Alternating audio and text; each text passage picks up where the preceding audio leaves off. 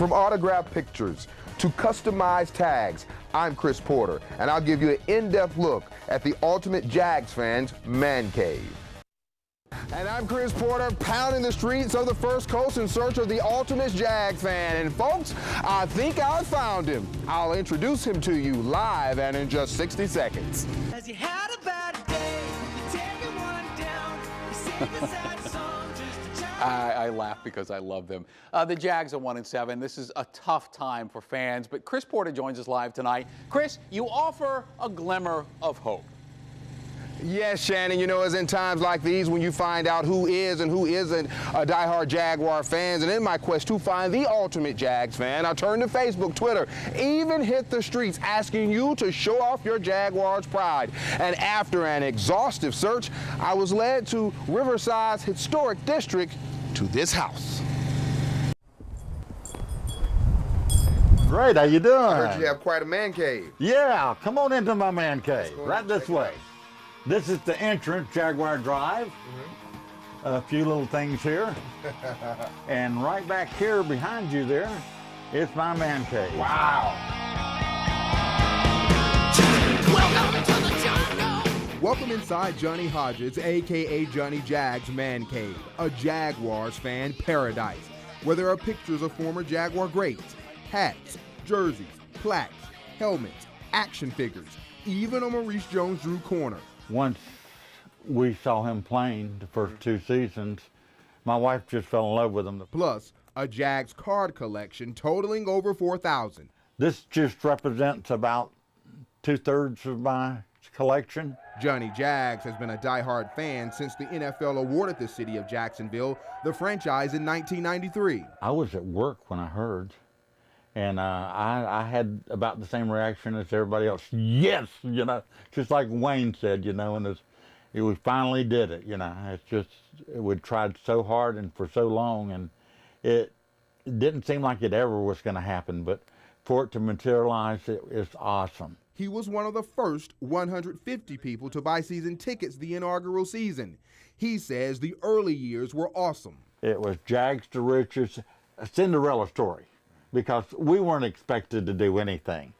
And we got us a great coach that went in there and said, I can do it, and he did it. It's amazing. Going to the playoffs and everything, just time and time again in those early years was unreal. One of his all-time favorite moments came in 1996. It is from 31 yards. There's the snap. The placement. The kick is up. It's on the way. And it's no good. It's no good. My God. It's no good. Mark Anderson is missed. And the Jaguars are going to the playoffs. Oh, my goodness. But after 8 years of being a season ticket holder, Johnny Jags had to give up his season tickets. His wife lost her job shortly after she was diagnosed with cancer. There were times she was weak and she would have fell and stumbled if I hadn't been there to catch her. And if we had to do it all over again, I'd do the same thing. There's no question. That's how strong our love is. But the main thing is, even her going to the oncologist, she says, you know, I don't know which is the worst, having to go through these chemo treatments or having to give up my Jaguar tickets, you know? From time to time, he and his wife get to a Jags game to watch a team that has struggled in recent years. And people ask me today why I think the Jaguars aren't doing as well. I said, well, you know, we used to pray for them. Win or lose, this man loves his Jaguars. I wouldn't have this Jaguar room if I said, you know, we're not doing anything this year. No, I ain't got to collect anymore. And there are people out there. I'm not a fair weather fan. Johnny Jag's Man Cave is just one part of his massive collection. Come here outside and take a look at his nice Jag Oda. It's floating on neons when you're rolling down the road. The only thing left on his bucket list is to see the Jags win the Super Bowl. It's coming. It's just a matter of time. If they take care of all the little things, the big things will come.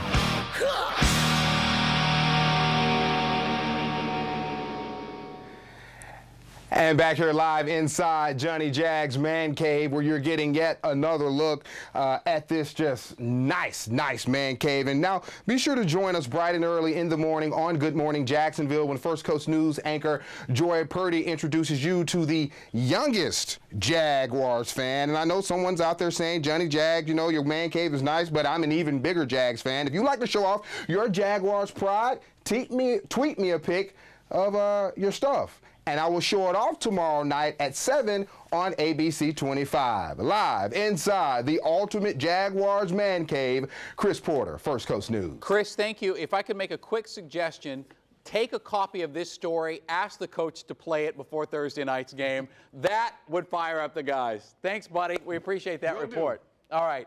That's great. That makes you right there want to beat Indy. Watch back out live to Chris Porter, who is cluttering up the home of some very nice people with all of his papers. Chris? Hey there, Shannon. I'm in the man cave, Johnny Jag's man cave, with his wife Betty and Mr. Johnny Jag himself live and in person. And guys, why not? Let's talk a little college football, in particular the Florida State Seminoles. They have a tough test this or tomorrow night when they make the trip to Blacksburg to take on the Virginia Tech Hokies, a team that's kind of had a setback this season. Jimbo Fisher says his team has had about a week and a half to prepare. They're well rested and they are ready to roll. I'm really feeling your man cave. I like doing it here, taking the sports show on the road. That's what it's all about. When we come back, the Cush Cam will shine the spotlight bright on our athlete of the week. Say it for me, Georgia. Georgia. We're back after this.